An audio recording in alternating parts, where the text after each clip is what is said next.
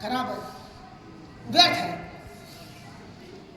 और यदि किसी व्यक्ति को आयुध दिया जाए, आयुध के बारे में भी पता हो और उसके अंदर बल ना हो आयुध चलाने का, तो भी वो आयुध बेकार है भैया। और यदि किसी व्यक्ति को आयुध दे दिया जाए, उसके अंदर चलाने की शक्ति भी हो, बल भी हो, किंतु यदि बुद्धि ना हो तो भी आयुध बेकार है। और यदि आयुध दे दिया जाए, बुद्धि भी हो, बल भी हो, आयुध का ज्ञान भी हो, किंतु विवेक ना हो तो पूरा चौपट है। इसी दृष्टांत को जीवन किया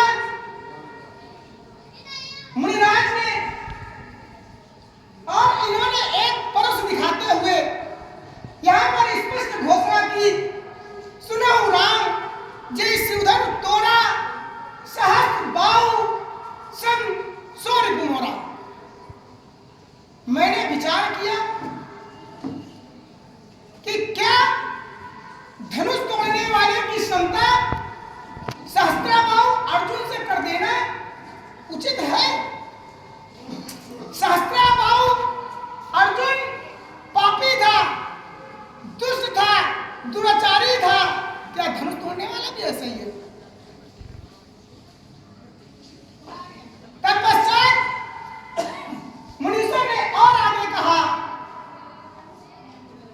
सुनो राम जय शिवधन तोरा सहस्त्र बाहु संसोरी मोरा, सो बिलगाऊ अलग कर दिया जाए, अन्यथा परिणाम क्या होगा? न तुम्हारे देंगे सब राजा। बढ़िया दंड विधान है, अच्छी न्याय संहिता है। कर्म कोई करे, फल कोई पाए, और फल भी पाए। उसके पश्चात भी यह घोषणा की, उल्टा मई का क्या योगदान है? भाई अधिष्ठाता ने आयोजन किया, अमुक व्यक्ति ने धनुष का भंजन किया, मारे जाएंगे संत महात्मा सब राजा, और क्या किया जाएगा? उल्टा मई, अर्थात धरती को उलट दिया जाएगा। मैंने पुनः विचार किया, एक बौद्धिक मंथन किया, तो मैंने पाया, मेरा एक दृष्टांत एक कालखंड पर गया। एक कालखंड में एक अवतार अपने सहयोगी के साथ कहीं जा रहा था। प्रातः काल का समय था, नित्य नैमित्तिक क्रियाओं से निवृत्त होना था। अपने सहयोगी से कहा कि अनुज, यह स्थान मनोहर है, इसी स्थान पर नित्य नैमित्तिक क्रियाओं से निवृत्त हो लेते हैं।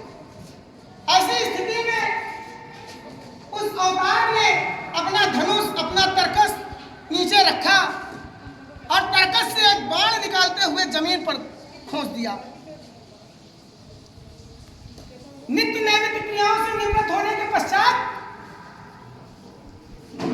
वह वापस आए, अपना धनुष उठाया, तरकस बांधा और जो भूमि पर गाड़ा था उस तीर को निकाल लिया। और जब निकाला तो उसमें देखा अग्रभाग पर खून लगा था, रक्त लगा था। उन्होंने अपने सहयोगी से कहा, अनुज देखो, इस भूमि के नीचे कोई जीव है, किसी जीव की हत्या मेरे द्वारा हुई है। उस भूमि की मिट्टी हटाई गई, देखा वहां एक दादुर बैठा था।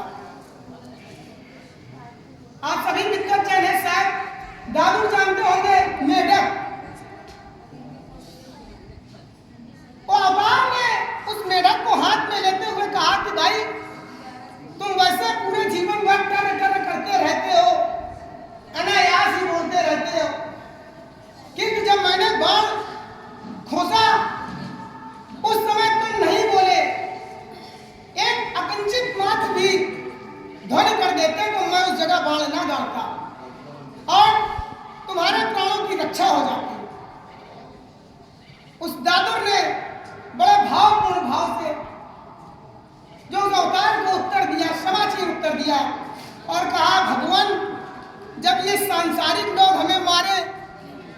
किसका ध्यान करते हैं? प्रभु का। और जब प्रभु ही हमें मारे तो हम किसका ध्यान करेंगे? कहाँ जाएंगे? ऐसे ही परशुराम जी के द्वारा घोषणा कर दी गई, नट मारे चाहिए सब राजा। और यहाँ पर दुष्ट राजा भी है, साधु राजा भी है।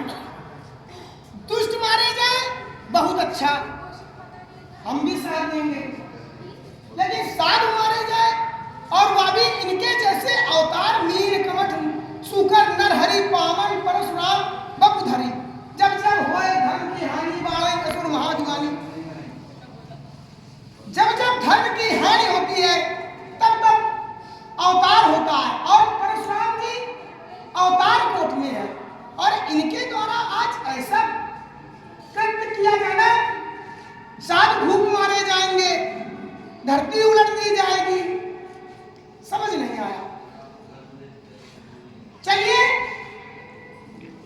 हमारे भैया ने भी इनको समुचित उत्तर दिया, किंतु कुछ लोग दूसरी भाषा में समझना चाहते हैं।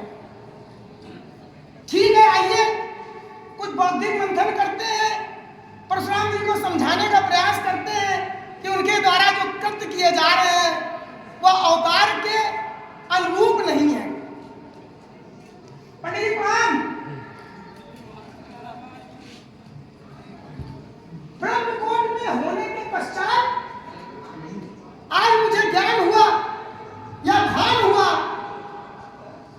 एक महात्मा को प्रणाम करने के पश्चात भी कोई आशीर्वाद नहीं दिया गया। वस्तुतः हो सकता है क्रोध है, पंडित जी बड़ा क्रोध है। क्रोध का क्या कारण है?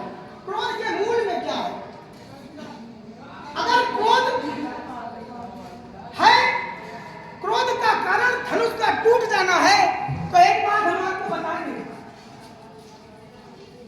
पंडित जी, यदि क्रोध का कारण धनुष का टूटना है तो एक बात आप बहुत अच्छे से ध्यान कर लें, बहुत अंगुली, एक तो नहीं, बहुत अंगुली तोड़ी जाता